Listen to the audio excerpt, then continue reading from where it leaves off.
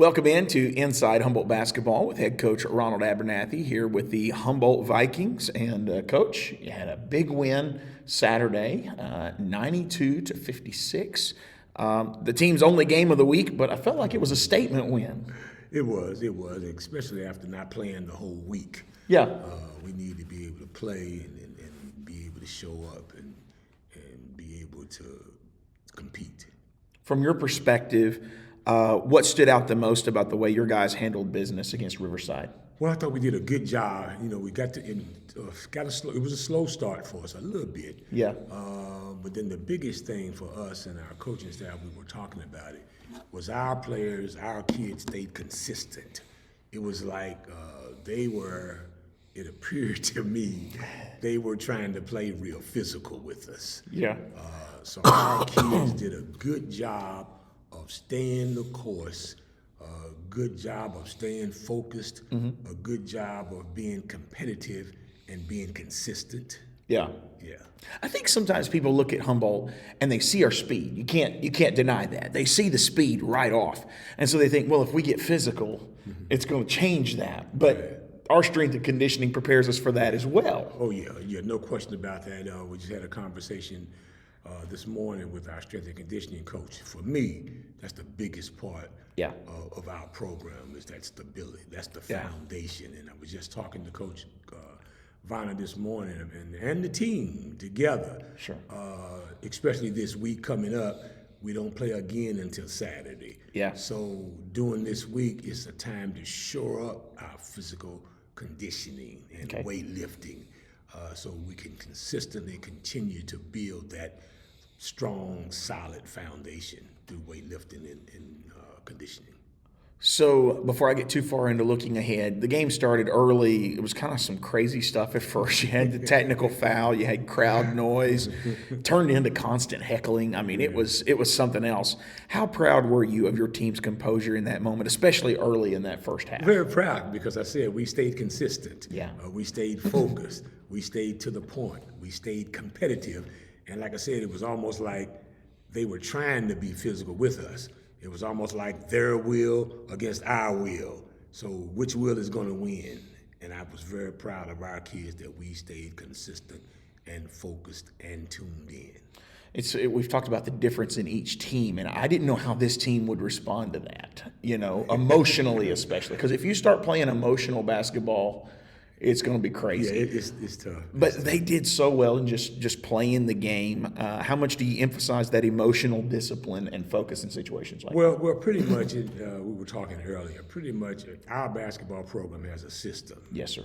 Okay, and again, we don't encourage emotional play. Yeah. We encourage to play the game. Yeah. Be consistent. Okay, stay after it. Be competitive, and we do that very, very well. Yeah. And I thought we did it very well on Saturday. Talked about the slower start, 19-14 after one quarter, but it felt bigger than the score. With them coming out trying to play as physical as they did. What were you seeing in the first quarter that told you the game was trending your way?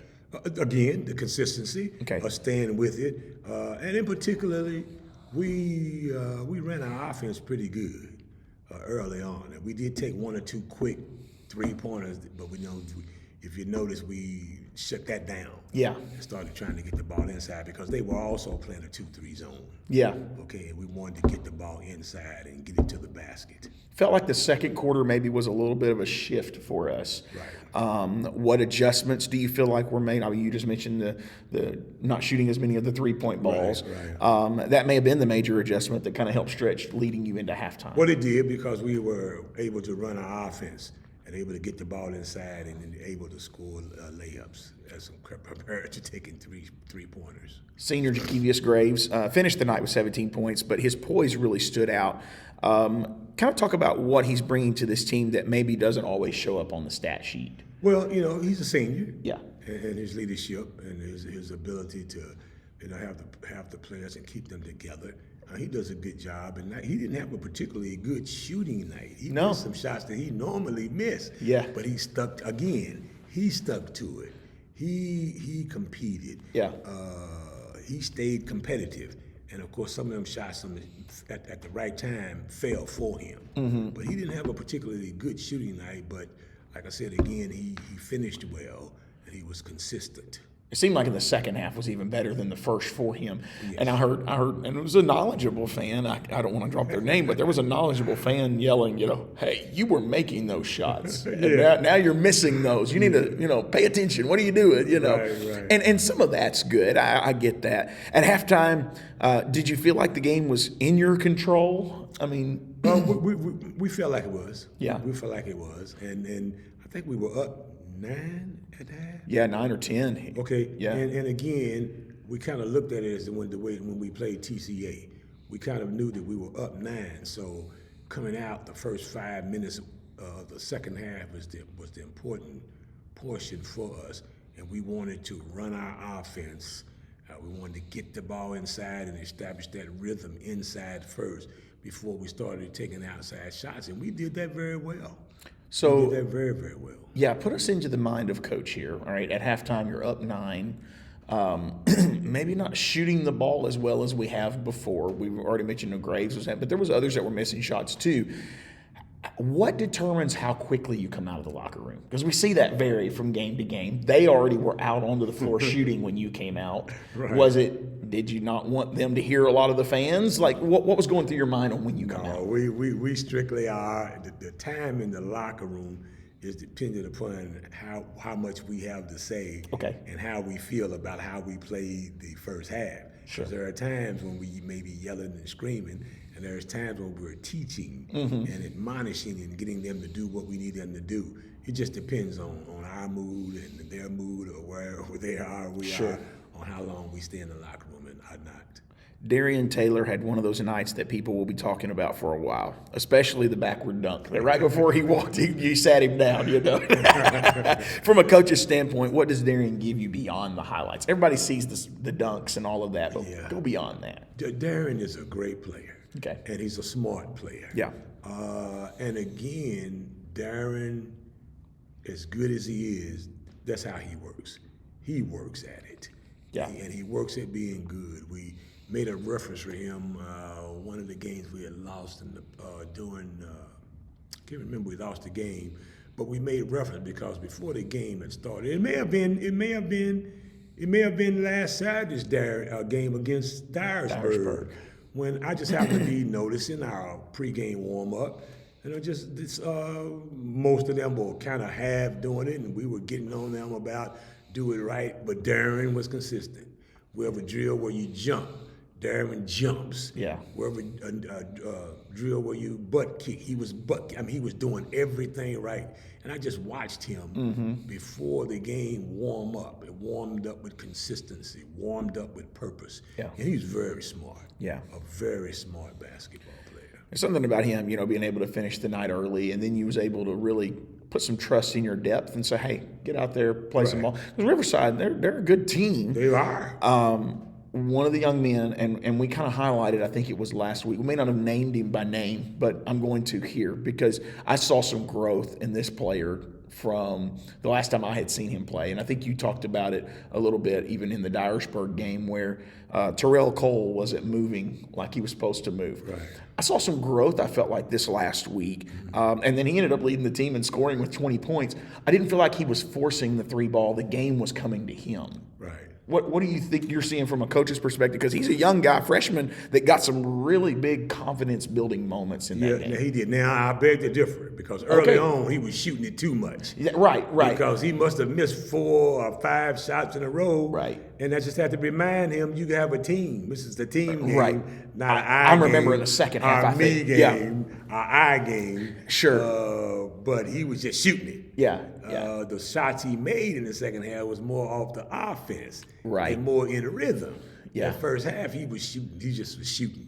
I'm probably remembering more even of that fourth quarter. The fourth quarter. Where I think he knocked down 2. Yes, he did. Okay, I was going to say he knocked down 2 in the fourth quarter, and it felt like the ball was moving around. It wasn't like they were forcing it. It was. Because the first half, a couple of times he dribbled once, dribbled twice, and then shot the ball. Right. We don't do that. Right. So, developing shooting, I'm hearing you also, talking about developing patience, letting the system work. Right. This season, obviously, understanding the system. How do you feel like the younger players are doing with that, understanding the system and then executing that? Well, it is a process. Yes, sir. It is a process. Earlier, I talked about the fact that we've not had to depend on freshmen. Yeah. This is my 12th year, and this is probably the first time since my first or second year of depending on freshmen. But those freshmen in my first or second year was Anthony Jones and R.J. Abernathy. Right. Two players of a different mindset, different purpose, different focus. Sure. These kids are not as focused and tuned in as R.J. and Anthony were. Sure. So we're gonna, we're depending on Terrell. Yeah. As a freshman, Corey as a freshman, D we call him as a freshman. So it's taking time. Yeah. And it's taking patience. Sure. Because they are freshmen trying to play a varsity basketball game. I've seen games, and I don't think it was coaching, I think it's players, but I've seen games where maybe the third and fourth quarters felt like we were coasting. But this one, it felt like we kept the gas pedal down. And, it was more about separation in those final two quarters. So what does that say about this team's mindset right now? Do we feel like that's something that's going to become hopefully it's going to become a consistent thing, but are you seeing that even in practice? Oh, yeah, because again, it started, like I said, when we played TCA, we saw that. Okay. And then we saw that Saturday. It's kind of same kind of pattern. Yeah. Staying consistent, staying focused, staying tuned in, regardless of the opponent. And I saw that Saturday. And a lot of people will see like a stat line of you outscored Riverside 24-9 in the fourth quarter, you beat them 92-56, but that was a lot of depth players that were in at that moment. So it wasn't unsportsmanlike. You got to play the rest of the game, and you're not going to tell your players not to score. Right. So how hard is it to keep intensity high when the outcome is kind of already decided? It's not hard. If you want to play, you're going to be intense. Yeah. If you don't, you'll be sitting with us. There you go. It's not hard at all. Oh my! It kind of felt like you already said it. Imposing your will. We're playing our game and imposing our will. That's really what the whole game felt like. How close do you feel like this team is now fully realizing its identity for this year? Getting better. Okay. But a long way from where we want and need to be. And you tell me, you don't get a lot out of big wins. Right. Like the margin 92-56, I think it classifies in that. But what does a win like this do for your locker room? Well, it does a lot because, again, I keep referencing the TCA game. Yes, sir. Even though those were big scores and big margin gaps, they were good games. Okay. Good, tough games where if we don't continue to play, we don't have that kind of margin. Yeah. And I think the TCA game and this game we played this Saturday against Riverside were the same type, where we had to continue to play. Yeah. Continue to, even the people coming off the bench had to continue to be consistent. Yeah. To keep the margin. So you point to the TCA game. When you point back to the Dyersburg game, is there other lessons that you're going to pull out of that and say, hey, this is what I want us to remember? Well, we thought that against Dyersburg we were not in tune. Yeah. We were not focused. We didn't do in the Dyersburg game what we did at TCA and what we did against Riverside. Sure. If you could bottle up one thing from this performance and bring it with you every night, what would it be? Consistency, Gotcha. competitiveness, focus, discipline, staying in tune. Yeah. So now let's go into just kind of the man. I won't spend a lot of time here today, but I want to do a little lighthearted stuff.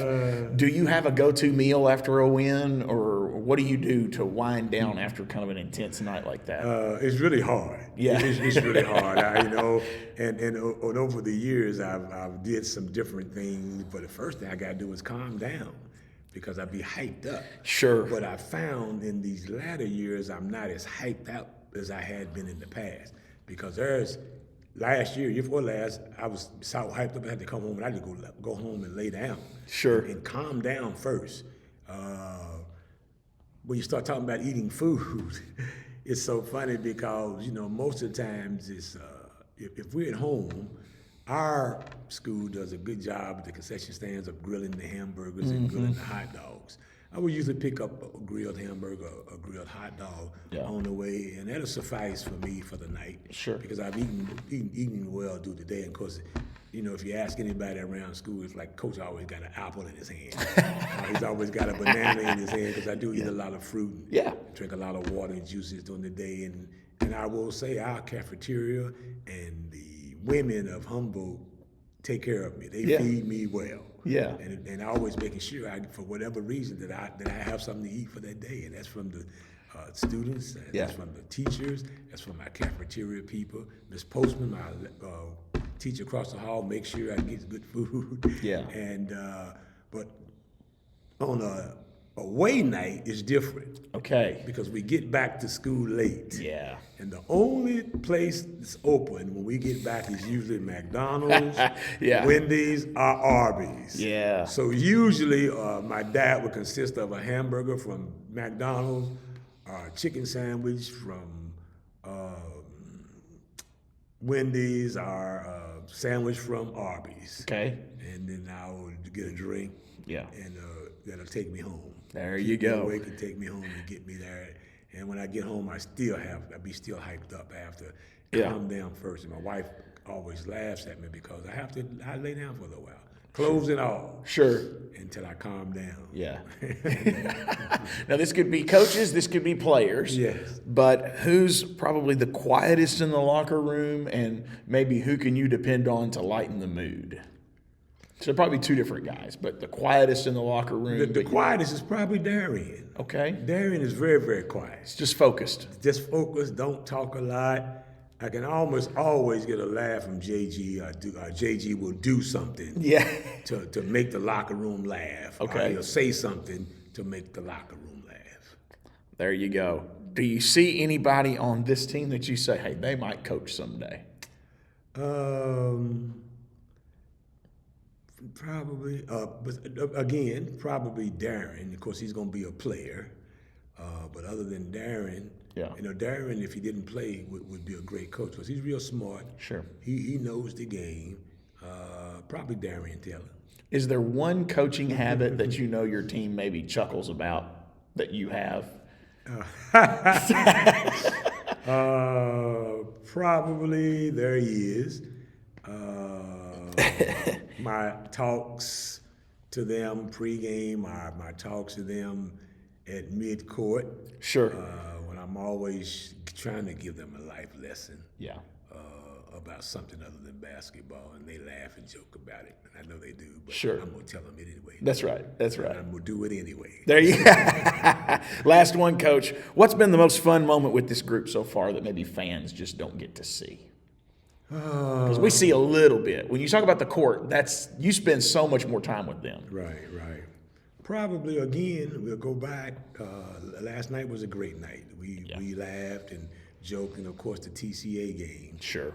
When we beat TCA was a real jovial night where we joked and laughed and had a good time. Good. Well, Coach, it's always fun, always a pleasure. Appreciate you joining us. Thank you, sir. This has been Inside Humboldt Basketball with head coach Ron Abernathy. You know what he's going to say here at the end. I'm going to go ahead and give him his final words. Thanks for watching. Go Vikings.